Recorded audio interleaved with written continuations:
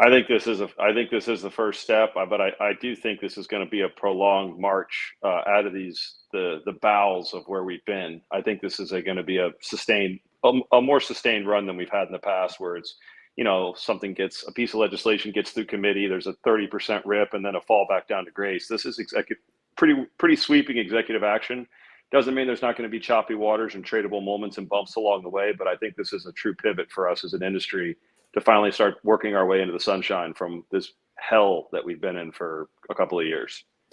I think you're going to see a reschedule to something below Schedule 3, which at that point where we finally get a chance to have a seat at the adults table. When I say that, we get to move from the junior exchanges up in my friends in Canada to the north, and potentially get to look to come to the U.S. And then it's truly going to be judged on fundamentals, and this industry will have an opportunity to compete alongside our peers.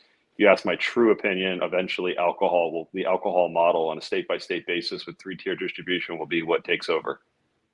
I think pay close attention to this rescheduling process. The human story here is, in the short term, the pardons, and they're going to continue. Once the criteria is finalized and the pardon attorney in the White House is focused on this, pay attention to this rescheduling process, because where it lands on that scheduling process is going to be massive for where this industry can go from a U.S. listing standpoint. For me, I think you're going to see a descheduling. The president laid it out plainly. He's ordering HHS to conduct a review of cannabis scheduling.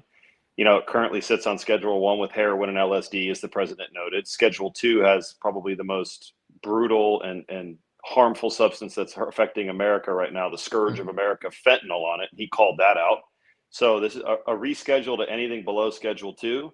Look up how many companies that sell Schedule 3 or below drugs can trade in the U.S. on U.S. exchanges, and I think you're going to understand why these things are popping.